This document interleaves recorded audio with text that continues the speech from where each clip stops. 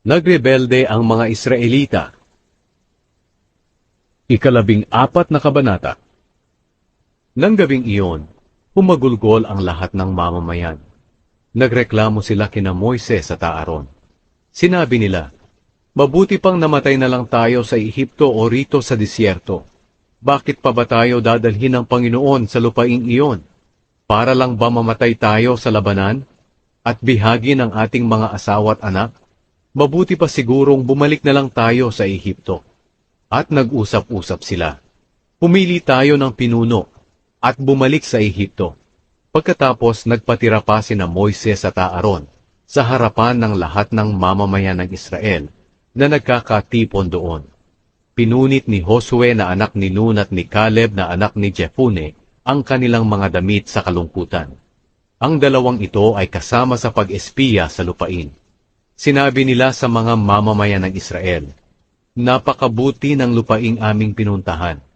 Kung nalulugod ang Panginoon sa atin, gagabayan niya tayo papunta sa lupang iyon, ang maganda at masaganang lupain, at ibibigay niya ito sa atin. Huwag lang kayong magre-rebelde sa Panginoon, at huwag kayong matatakot sa mga tao roon, dahil matatalo natin sila. Walang tutulong sa kanila, pero ang Panginoon ang tutulong sa atin. Kaya huwag kayong matakot sa kanila." Babatuhin sana sila ng buong kapulungan, pero biglang nagpakita sa kanila ang makapangyarihang presensya ng Panginoon sa ibabaw ng toldang tipanan. Sinabi ng Panginoon kay Moises, "Hanggang kailan pa ba ako itatakwil ng mga taong ito? Hanggang kailan pa ba sila hindi maniniwala sa akin? Sa kabila ng lahat ng himalang ginawa ko sa kanila, padadalhan ko sila ng salot at papatayin ko sila. Pero gagawin kitang isang bansa na mas makapangyarihan at matatag kaysa sa kanila." Sinabi ni Moises sa Panginoon, "Ano na lang po ang sasabihin ng mga Ehipsyo kung mababalitaan nila ito? Hindi ba't nalalaman nila na kinuha ninyo ang mga Israelita sa kanila sa pamamagitan ng inyong kapangyarihan? Kapag pinatay po ninyo ang inyong mamamayan, sasabihin nila ito sa mga naninirahan sa Kanaan, 'Narinig ng mga Kananeyo na kayo, Panginoon, ay sumasama sa mga Israelita at nagpapakita sa kanila sa pamamagitan ng ulap na gumagabay sa kanila. Pinangungunahan niyo sila kapag gabi sa pamamagitan ng apoy na parang haligi, at kapag araw sa pamamagitan ng ulap na parang haligi rin. Ngayon, kapag pinatay po ninyong lahat ang inyong mamamayan, sasabihin ng mga bansang nakarinig ng inyong katanyagan, hindi kayang dalhin ng Panginoon ang mga Israelita sa lupaing ipinangako niya sa kanila, kaya pinatay na lang niya sila sa disyerto. Kaya ngayon, O Panginoon, sana po ay ipakita ninyo ang inyong kapangyarihan, ayon sa inyong sinabi na mapagmahal kayo, at hindi madaling magalit, at mapagpatawad sa mga kasalanan ng tao. Pero pinarurusahan po ninyo ang mga nagkakasala, hanggang sa 3 at 4 na henerasyon. Ayon sa inyong dakilang pagmamahal, patawarin po ninyo ang mga kasalanan ng mga taong ito, gaya ng pagpapatawad ninyo sa kanila mula nang lumabas sila sa Ehipto." Sumagot ang Panginoon, "Patatawarin ko sila ayon sa iyong hiniling. Ngunit sumusumpa ako, ang Panginoong nabubuhay, habang ang buong mundo ay napupuno ng aking dakilang presensya. Walang sino man sa kanila ang makakapasok sa lupaing ipinangako ko sa kanilang mga ninuno. Dahil kahit nakita nila ang aking makapangyarihang presensya at ang mga himala na ginawa ko sa Ehipto at sa disyerto, palagi pa rin nila akong sinusubok at hindi sila sumusunod sa akin. Kaya hindi makakapasok sa lupaing iyon ang mga nagtatakwil sa akin. Ngunit papapasukin ko sa lupain na kanyang tiningnan si Caleb na aking lingkod, dahil iba ang kanyang pag-uugali sa iba, at sumusunod siya sa akin ng buong puso niya. Maninirahan ang kanyang mga angkan sa lupaing iyon. Huwag muna kayong dumiretso dahil may mga Kananeyo at mga Amalekita na naninirahan sa mga lambak, kundi magbalik kayo bukas sa disyerto, sa daang papunta sa dagat na pula." Sinabi ng Panginoon kina Moises at Aaron, "Hanggang kailan pa ba ang pagrereklamo sa akin? ng masasamang mamamayang ito. Narinig ko ang mga reklamo ng mga Israelita.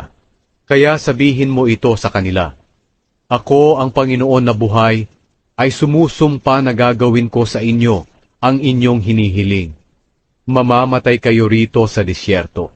Dahil nagreklamo kayo sa akin, walang kahit isa sa inyo na may edad na 20 taong gulang pataas ang makakapasok sa lupaing ipinangako ko na ibibigay sa inyo na inyong titirhan, maliban lang kay Caleb na anak ni Jepune at kay Josue na anak ni Nun. Tungkol naman sa inyong mga anak na sinabi ninyong bibihagin, dadalhin ko sila sa lupain na inyong itinakwil at magiging kanila ito. Ngunit mamamatay kayo sa disyerto.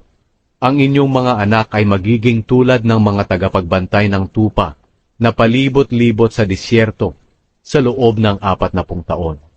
Sa pamamagitan nito magdurusa sila dahil sa inyong pagtataksil sa akin hanggang sa mamatay kayong lahat. Dahil ang mga espiya sa lupain ay tumira roon ng 40 araw, magdurusa rin kayo ng 40 taon dahil sa inyong kasalanan, para malaman ninyo kung paano ako magalit sa mga kumakalaban sa akin. Ako ang Panginoon ang nagsasabi nito, at siguradong gagawin ko ang mga bagay na ito sa masasamang mamamayang ito na nagkaisang kumalaban sa akin. Mamamatay silang lahat sa disyerto. Ang mga taong inutusan ni Moises para sa pag-espiya na nagbalita ng masama tungkol sa lupain na siyang naging dahilan ng pagrereklamo ng mga Israelita ay namatay sa karamdaman sa presensya ng Panginoon. Sa 12 espiya, si Josue na anak ni Nun at si Caleb na anak ni Jepune lang ang hindi namatay.